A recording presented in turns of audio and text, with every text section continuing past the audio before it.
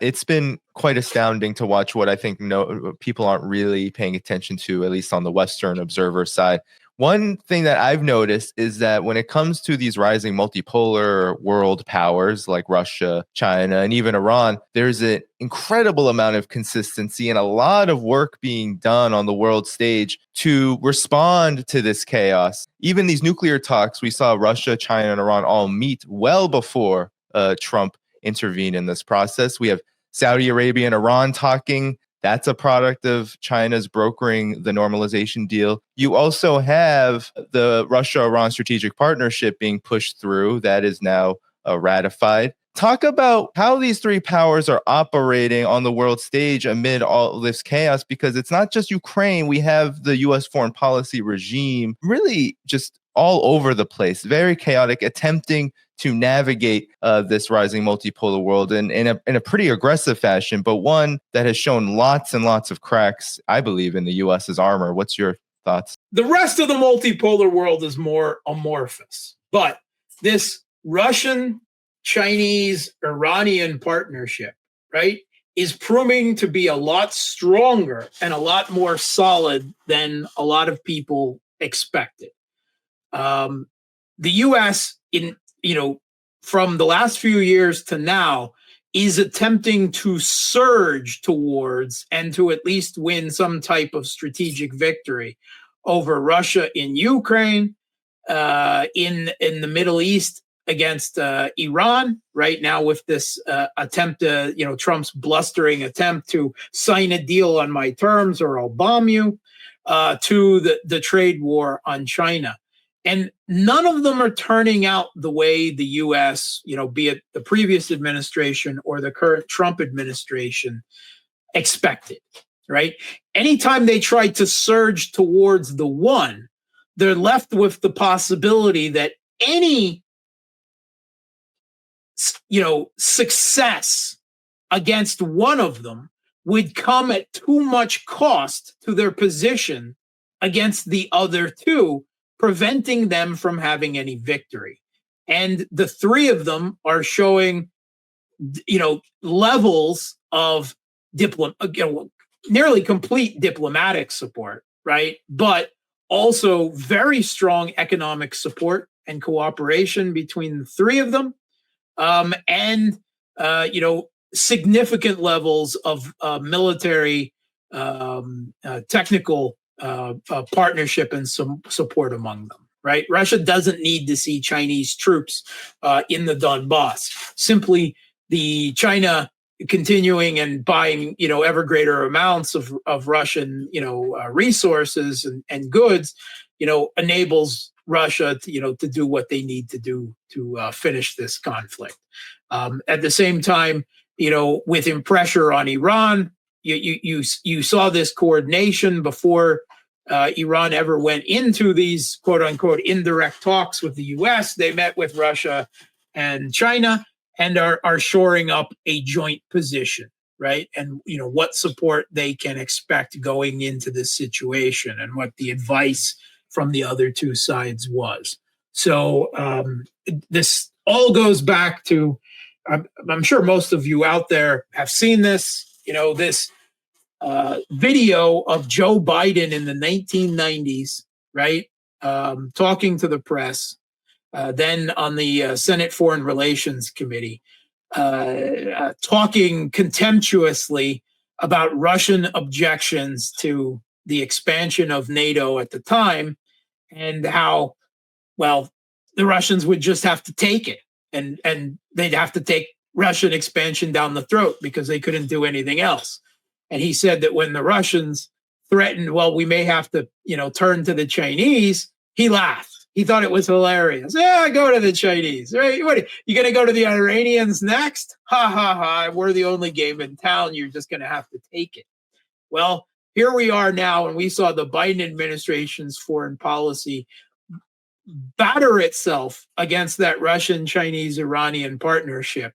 And just come away not only without a victory, but with significant defeats, right? Maybe we'll give them Syria, although I think that's far more Erdogan than it was the United States. But there was probably some degree of coordination there as well. But against Russia and Iran and China itself, no, right? So Russia and China have Iran's back going into these talks. And at some point, it's very likely that Russia will be directly included in them, right? When we're talking about Iran's nuclear enrichment for their nuclear civilian program, which, by the way, is built by Russia. Russia built Bushehr, and they're, supposed to expand that and everything. If there's some type of deal for Iran to remove enriched uranium from Iran, Russia will have to be a part of that, and that uranium would go to Russia if that was to be agreed upon. But why Iran doesn't need a nuclear weapon is specifically because of the new, deeper, and improved strategic partnerships with Russia. By all credible accounts, Russia has begun the process of building Iran a conventional deterrent to Israeli and U.S. airstrikes, missile strikes on their country. They're building them an air defense and electronic warfare network that has, in the last few years, been tested against the U.S.'s weapons, right? And come out on top. So Russia, in more than diplomatic ways, has Iran's back. And Iran, for that reason, is likely to agree to some kind of deal, right? Because they know that it will only take a few years, to really start to have that defensive capability, that air defense and electronic warfare deterrent capability. So they're likely to agree to something now. The big thing is almost certainly the U.S., while talking up a nuclear weapons program that even U.S. intelligence admits Iran doesn't have, they're probably also going to push Iran on cutting off support for Aran Salah, the Houthis in Yemen, Hezbollah, Kataib Hezbollah, right, and everything, and to just stand aside while Israel has the green light for the U.S. to ethnically cleanse Palestine of Palestinians, right? That will be, that's what Trump wants to do in the Middle East. I don't think he's going to get all that accomplished, and I don't think Iran will so easily agree to all of that. But why the U.S. doesn't want a war against Iran is because of a military overstretch issue, particularly the Achilles heel of the U.S. right now is air defense missiles and missiles, right? Long-range strike capability. They've wasted far too many of both. First of all, the U.S. was already short of Patriot interceptors, resulting from the Saudi invasion and war against Yemen for years, and the supply of not very effective, by the way, Patriot missiles for that affair.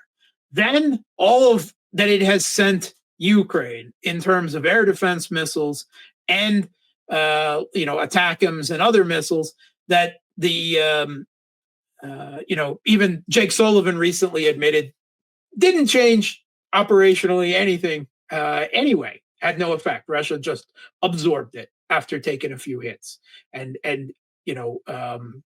developed air defense and electronic warfare countermeasures. And now the Trump administration is continuing to waste more air defense missiles and missiles playing whack-a-mole against the Houthis in Yemen, something that the Biden administration started. And every time they have to defend one of their ships or try to bring down a Houthi ballistic missile generally going in the direction of Israel, they're wasting resources they don't have because the U.S. military-industrial complexes production of these missiles is so low. And now they're facing threats to even that low rate of production because of Trump's trade war with China. Because all those rare earth minerals, the raw earth, the global supply of them come from China, right? Yeah. So too many of the US's military components come from other countries. Politico had an article about this a couple of weeks ago. The threat that the Trump administration's tariffs and trade war present to US military production. So the US doesn't have the capabilities to defend all of its military bases in the United States and Israel from Iran's long-range strike capabilities, right? Missiles, right? Ballistic missiles, cruise missiles, supposedly hypersonic missiles, right? Drones that it demonstrated twice now in counterstrikes against Israel, right? With the U.S. air defense assets coming up short, and only Iranian restraint and agreement beforehand preventing real damage to Israel.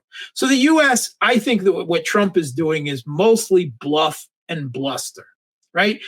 And the Iranians are probably going to grudgingly agree to something just to buy more time, right?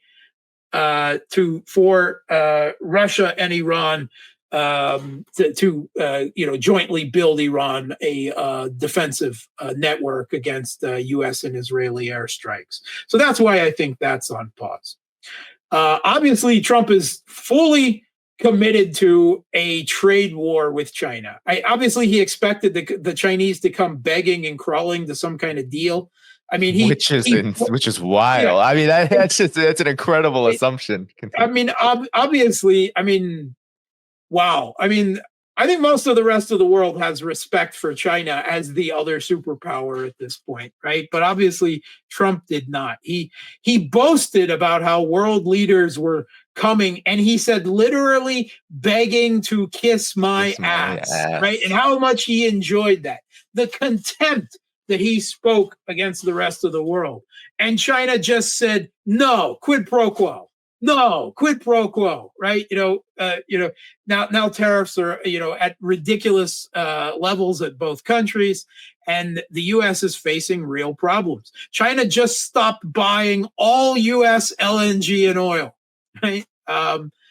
Which is going to lead to disruptions. It's going to lead to energy price spikes. Just as spikes were going down, energy prices were going down because of fears of decreased production. It's just going to be all crazy, right? The investors aren't going to know which way to go. The energy prices are going to be bouncing up, bouncing down. We're just going to see lots of instability.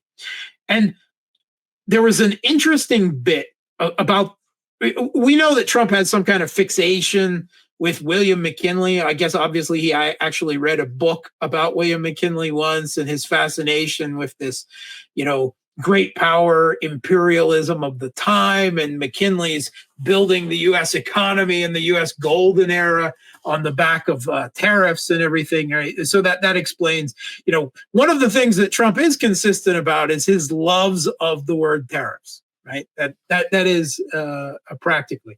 But there was a piece on the White House website, so official, right, a discussion of this policy by Trump's economic advisor Steve Mirren. This was on the White House website, where he spoke about the thinking behind this tariffs being applied to the whole world, right?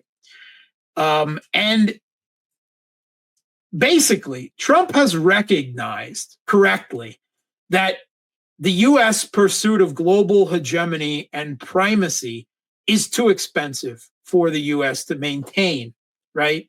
And is, what has led to the $37 trillion national debt and weakening U.S. and economic and military leverage around the world. But rather than walk away from that hegemony and primacy, they expect this tariffs war to pay for it. Specifically, Mirren talked about the U.S. military, the global U.S. military, with its global network of hundreds of bases around the world, and the right of the rest of the world to use the U.S. dollar as a global reserve currency as, quote unquote, global public goods that the rest of the world should pay the U.S. for, and that these tariffs are meant to do that. They're meant to fund the U.S. military and prop up the dollar. That's what they're there for. And the rest of the world should be happy to pay for it. For that military that is invading here, invading there, repressing countries around the world, you should all pay for us to do that. For the dollar, which keeps you locked in economic servitude to the U.S., right? Everyone but Russia now, and to some degree, Iran and North Korea as well, I guess. That is your privilege to use the dollar, right? Never mind that if anyone even tries to dream of an alternative to the dollar, like Trump's threats to crush BRICS if they created an alternative to the dollar, which they're not even talking about anyway, not in anything but the longest term right now, right? Yeah. And yes, it allows the U.S. to run that $37 trillion national debt and spend way beyond their means. But the rest of the world should pay for that privilege. That is their thought. The U.S. military, the dollar, these are global public goods. And all of you out there should pay us for the privilege of them. That's the thinking of the administration in justifying this tariff. It's right on the White House website. Steve Merritt, check it out. Yeah. Recently, Mark, to follow up on this too, is all of this appears to be backfiring on Trump. And it's interesting because McKinley has this history of American expansionism, right? I mean, his administration coincided with the Spanish-American War, annexation of former Spanish colonies, all of this, which goes in line with Trump's foreign policy. Greenland, Panama. Right, exactly. Yeah. It's in league with it. But what's so interesting, at that time, there was no, there were fledgling empires declining in the West.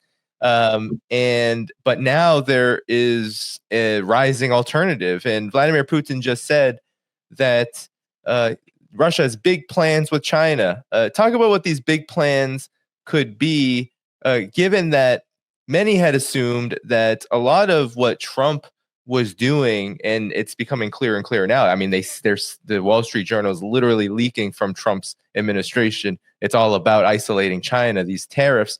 But talk about it. A lot of people thought that Trump was trying to divide Russia from China by talking with Russia, easing Ukraine. Talk about what are Putin and Russia's big plans with China, despite all of this bluster and attempts by the Trump administration to what it seems to be now go and try to weaken all three of these rising powers. But nonetheless, we still have kind of this train chugging along on the Russia-China side. What could these plans be, Mark?